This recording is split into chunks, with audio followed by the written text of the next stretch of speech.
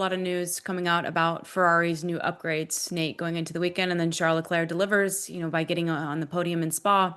But Lewis Hamilton had, I think we can all say, a disappointing weekend overall. I mean, he was able to make good on his grid position in Sunday's race, but ultimately not where they want to finish by any means.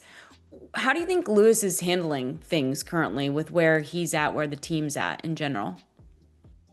Yeah, it's an interesting one, isn't it? Because we heard him apologising to the team on the Sunday. He was very upfront about the fact that he had struggled and that it was all on him in terms of. I mean, it was in Q1 in the sprint. It was a spin out. He said he had a rear lockup, and I think he was like, it's the first time in my career that's ever happened. And then didn't get out of Q1 again for qualifying itself. So I think he's been very honest about it. But what was interesting to me, and this is kind of where this is a few people said this in the paddock over the weekend. It was, I think, quite a poorly timed weekend to have that kind of weekend for Lewis because he'd come into the week talking about all the work he's doing behind the scenes to push Ferrari forward. He's identified a lot of areas where he wants them to improve. And this is one of the things he should be doing. He's coming in with a wealth of experience. He's a seven-time world champion. He's won more than anyone else in Formula One can say they've won. They've experienced victory. So he should be doing that. And Ferrari should be listening to him. And he said, "I don't want to be like Fernando Alonso and Sebastian Vettel, who came here and didn't win championships." And then it just seemed, of all the weekends to have kind of a self-inflicted bad week, it was like, well, maybe one of the places that also isn't firing properly is also Lewis, and I think maybe the one hope I have as somebody who's obviously quite keen to see Ferrari win a championship at some point in my journalistic career. I know Lawrence is the same. Is that I think Lewis is the first person to admit that he's not racing brilliantly at the moment as well. So I think that the good thing, even though he's maybe struggling a little bit to find the same that Charles is finding, he seems to be quite brutally honest about where he's at the moment. And still, you can still look at Carlos Sainz to a lesser degree. I think all the drivers that have switched cars, still, it's just taken so much longer to kind of find that groove. And Charles Leclerc, I think, is just driving magnificently at the moment. I think Charles has probably actually had quite an underrated season just because we've all been talking about Lewis. Ferrari really haven't been super competitive in the grand scheme of things, but all the podiums have gone to him. So I think Lewis is doing okay with it. But certainly, I think if you'd said to us, I mean, if we'd sat here in February and said by going into the summer break, let's be honest, it's unlikely Lewis is going to get a podium in Budapest, I would have struggled to believe no podiums at all.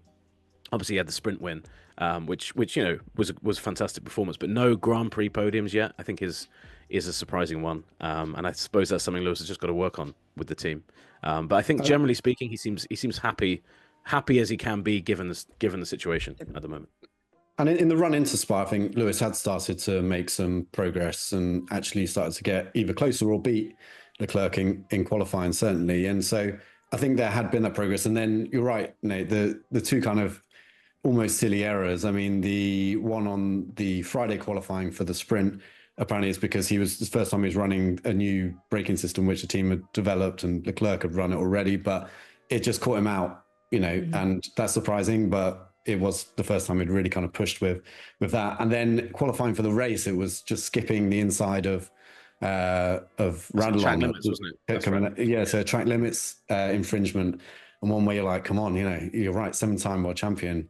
Yeah. That shouldn't be the case. But the frustrating thing I think for him as well is that actually the overall performance wasn't terrible. And it's kind of a shame we didn't get to see what Lewis could do with what was a upgraded car as well, and whether he could have matched Leclerc. I actually think Leclerc was on superb form over the weekend. The way he held off Max throughout that race, qualified ahead of Max, on a circuit where it looked like the Red Bull was, certainly a contender with the McLarens in the sprint. And whether that would have ever been over a Grand Prix, maybe not. But certainly it was looking competitive. So not trying to take away from Leclerc, but I think that's why it was super disappointing for Hamilton. But look, even 7-time world champions have off weekends every now and again. So if he can get back into it in Hungary, a circuit where I think he's won 8 times, am I right in saying that? I think, it's that's true. That's true, actually.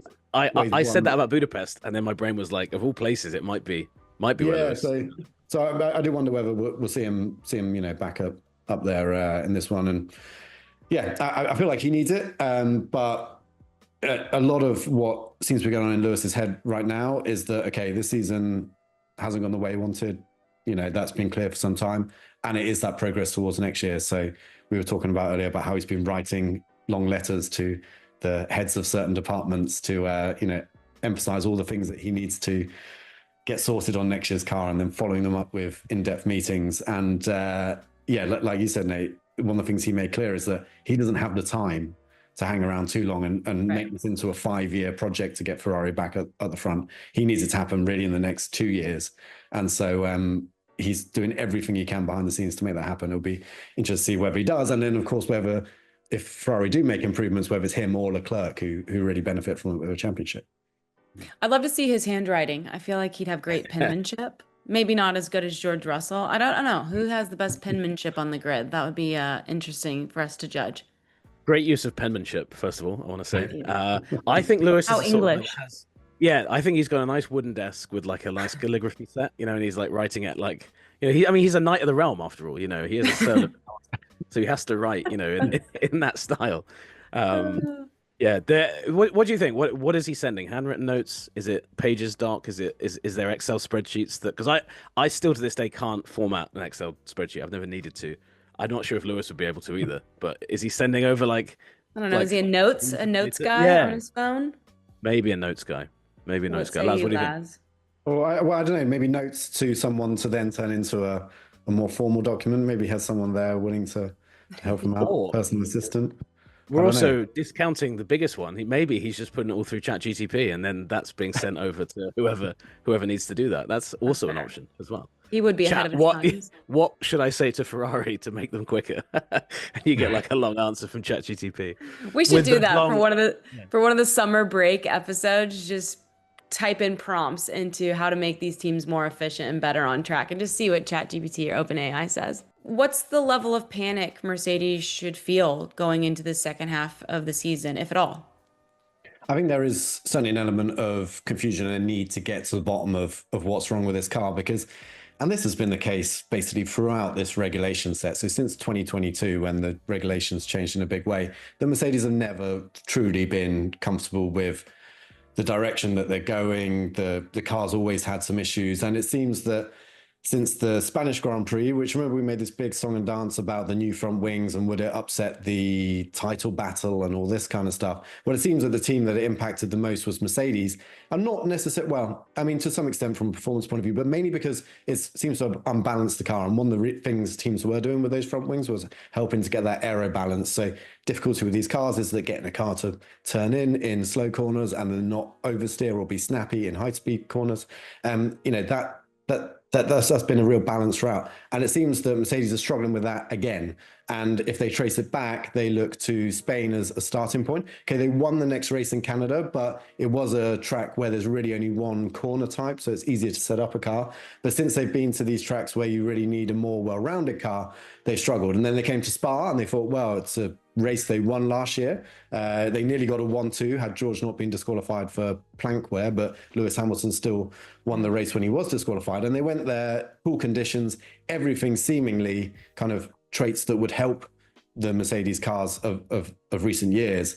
And again, they were nowhere. They were the fourth fastest behind Ferrari, Red Bull, and McLaren. And that, I think, is a concern. So they've called some meetings this week to really try and look at what they've added to the car. Not so much what's been taken away with that front wing, because they can't go back on that, but what have they added since then that may have also created some issues? Because Andrew Shoveling talking about it, he's their trackside engineer, chief trackside engineer, and he said that it's not just the front wing, there's other stuff that they've introduced that has created this imbalance in the car. And George, being a quite experienced, very capable driver, has been able to drive around those issues and still grind out some semi-decent results, but still not where he was at the start of the year. But I think it's really hit Antonelli's confidence, because all of a sudden Antonelli's going into these corners, not sure what the car's going to do underneath him, and he just doesn't have that wealth of experience, confidence to deal with it. And as a rookie with the high pressure that he has been at Mercedes, it seems to have resulted in the spiral down. And that's a bit of a concern, because we know Antonelli is very capable. If we look back to Miami, that pole position for the sprint race was mighty impressive. There were other examples as well where he just looked very, very comfortable, confident in the car, and a lot of that has been stripped away. And that's a concern for them going forward. So I think that's why they're so keen on getting to the bottom of this in this regulation set, because of course we change again into 2026, but just to make sure that, one, they understand it, because a problem that is on this car may translate into the next car if you don't solve it, and two, just to give Antonelli the confidence he needs to extract the best of his performance. So it's not a good situation for Mercedes by any stretch, but one that they're certainly fully focused on trying to fix. Yeah.